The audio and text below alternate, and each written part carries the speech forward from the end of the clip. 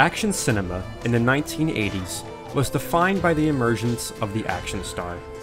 In that decade alone, we saw countless heroes take on entire armies single-handedly while always managing to rescue a damsel in distress and sometimes save the entire planet in the process. But there was one hero that I will always favor above the rest. A man who, in my opinion, transcends the typical action hero simply because he fails at being one. A man named Jack Burton. Who? Jack Burton. Me. If you're watching this video, I assume that you've at least seen Big Trouble in Little China. If you haven't, please just pause this video and go watch it now. Not only will I be discussing spoilers, but you're also just missing out on one of the craziest, most enjoyable films from the 1980s. This film, which was the fourth collaboration between director John Carpenter and star Kurt Russell, expertly blends elements of the fantasy and martial arts genres while also injecting just the right amount of humor, mostly at the expense of the film's protagonist, Jack Burton. Now from here on it gets pretty normal. Opposite storeroom's a nice false front. I count to 3, I open that door, we move out. Everybody got that? Ready? Follow the leader. 1, 2, 3. We may be trapped. It's a balance that shouldn't work, but somehow it just does, with all of these pieces lining up to make for an incredibly fun movie. What I love most about Jack Burton is the fact that he's reluctant. He basically falls into the events of the film almost by accident. What does that mean? Huh? China is here? I don't even know what the hell that means. All I know is this Lo Pan character comes out of thin air in the middle of a goddamn alley while his buddies are flying around on wires cutting everybody to shreds, and he just stands there waiting for me to drive my truck straight through him with light coming out of his mouth. He makes for the perfect audience surrogate into the bizarre fantasy world of the story. He's entirely out of place in the film, and as an audience, he never lets us forget it. Wait a minute. I'm a reasonable guy, but I've just experienced some very unreasonable things. Depends on how you look at it. The hell it does. So somebody, I don't care who, tell me what is going on. The truth? I can take it. Like the action heroes I talked about at the start, Jack Burton is also very confident in himself and his abilities. But unlike those other action heroes, Jack Burton is not the action star he thinks himself to be, and quickly finds out that he is in way over his head.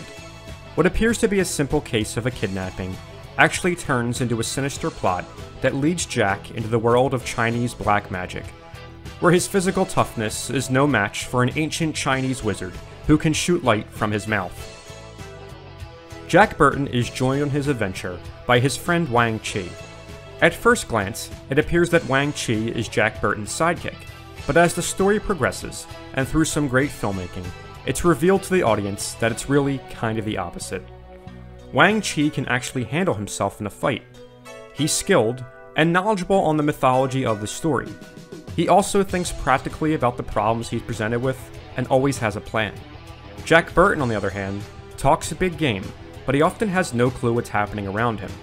His brash, off-the-cuff style of thinking leads him into more trouble than not. Their dynamic is a great play on the standard hero-sidekick relationship. What does that say? 小心燃油 Hell in the boiling oil. You're kidding. Yeah, I am, Mrs. Kiba. I love this scene, where Wang and Jack are about to face off against a group of henchmen, only Jack gets detained for the entire fight, and Wang Chi does most of the work.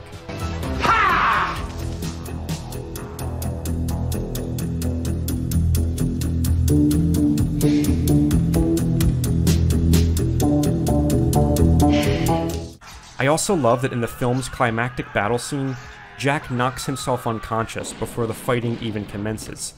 And when he finally regains consciousness, he spends the rest of the fight trapped under the weight of a henchman. Ah, shit! While Wang Chi is...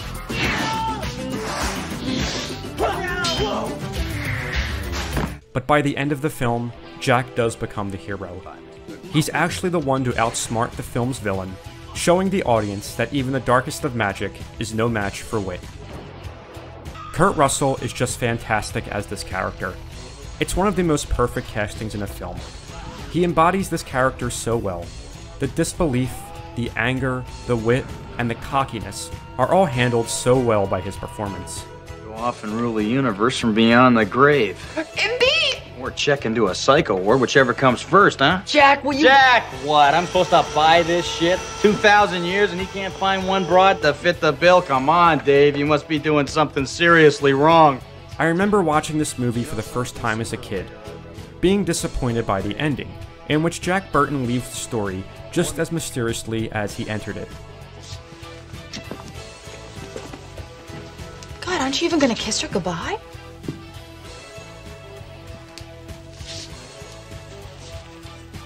No. He doesn't really get the girl in the way you'd expect. He just leaves with the one thing that matters to him most, his truck. But in hindsight, it's such a fitting ending for his character.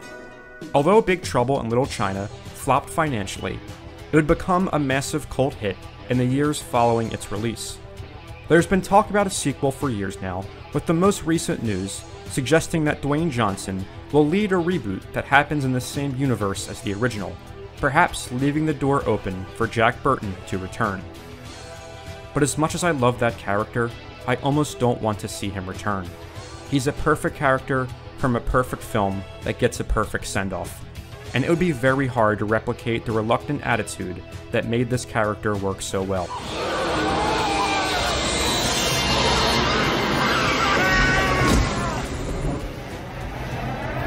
Come out no more. What? Huh? What'll come out no more?